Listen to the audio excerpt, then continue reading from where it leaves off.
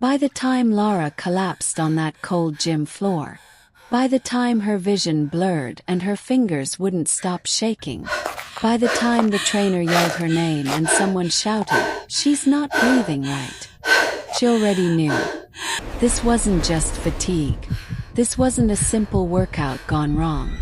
This was her body screaming, after she ignored every quiet warning it tried to give her. And the sad part, it all started because she didn't want to look weak. Because she didn't want to disappoint someone who barely even cared.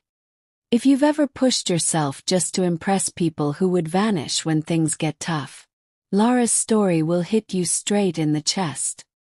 Lara had always been gentle at heart. A soft-spoken young woman in her mid-20s, with kind eyes and a quiet spirit that made people assume she could be pushed around. And often she was. She joined a new gym near her apartment because her friend group kept saying, "You need to challenge yourself more, Lara. Stop being scared of everything." She wasn't scared. She was careful, but people hardly ever see the difference. The gym was alive with loud music and bodies moving in rhythm. Sweat, iron, and ego in the air. Lara felt small, out of place, intimidated. Then she met Kian, the trainer everyone talked about. Handsome, popular. The type of man whose confidence filled a room before he even spoke. When he saw Lara standing alone, he walked up with a smirk. "New here. Don't worry, I've got a challenge for you. Something small. You'll be fine." It wasn't really a question, more like a dare. Lara didn't want to offend him or look fragile, so she nodded with a shy smile. That decision was the seed of everything that followed. The challenge was supposed to be simple. A 2-week routine Kian designed for mental toughness. But Lara's body wasn't prepared. Not for the pace. Not for the strain. Not for the pressure. The first warning came on day 3. Her legs felt heavy. Her thighs trembled uncontrollably. Her head throbbed as if her heartbeat had moved into her skull. She whispered, "Maybe I should slow down." But Kian cut her off. "No, you're fine. Your mind just wants comfort. Push past it." He said it like a compliment, but it landed like a threat. And Lara, wanting to please, wanting to belong, kept going. That night, she lay in bed feeling her muscles twitch on their own. Her chest felt tight. But she told herself, maybe this is what progress feels like. She didn't know progress shouldn't feel like drowning. As the challenge gained attention, people at the gym started cheering her on. Not because they cared about Lara, but because people love watching someone fragile try to be strong. It entertains them. Every time she struggled, they laughed a little, recorded small clips, shouted things like, "Come on, Lara, don't quit now. You're not going to be the weak link today." And she would push harder, even when her hands shook, even when she couldn't feel her knees properly, even when her breath came out in short, sharp bursts. Her body whispered, "Stop," but her fear whispered louder. On day 10, something alarming happened. She had just finished a heavy set when her entire lower abdomen clenched painfully. A deep, twisting pain that made her bend forward. An older woman in the gym noticed and asked softly, "Are you all right, dear?"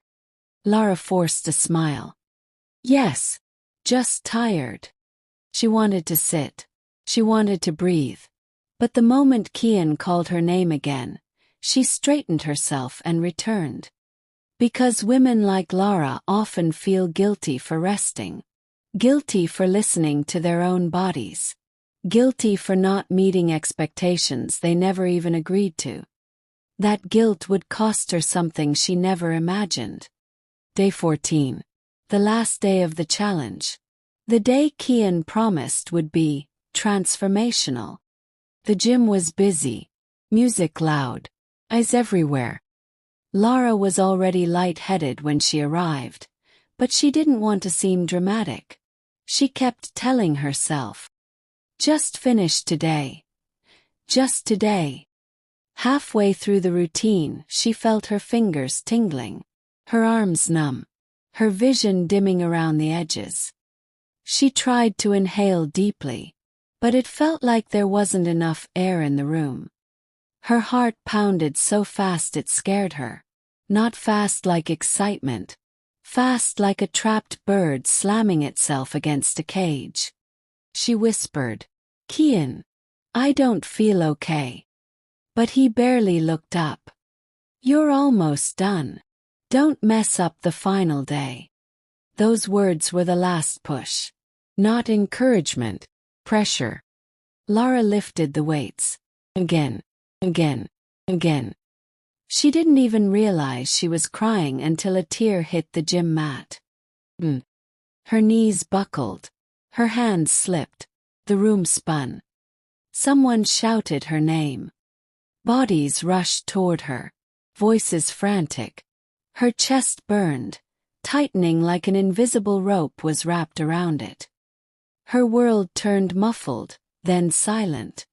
And she collapsed. Lara woke up in the hospital with an oxygen mask on her face. The doctor explained what happened. Severe dehydration, overexertion, electrolyte imbalance. Her body had been pushed beyond safe limits for too long. If she had collapsed alone, if help had come a little later, the outcome would have been much darker. The saddest part. Kian didn't visit. The cheering gym crowd never checked in. The same people she pushed herself to impress forgot her the moment she fell. But the older woman, the one who noticed her pain earlier, came quietly into her room. She held Lara's hand and whispered, "Your body spoke. Next time, listen before it screams."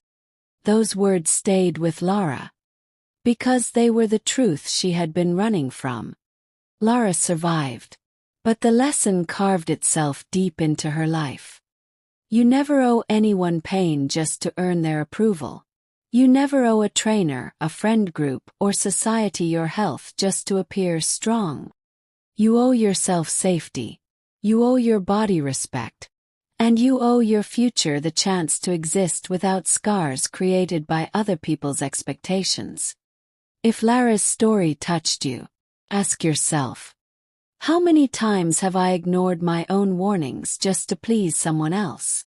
Tell your truth in the comments. Someone out there needs to read it.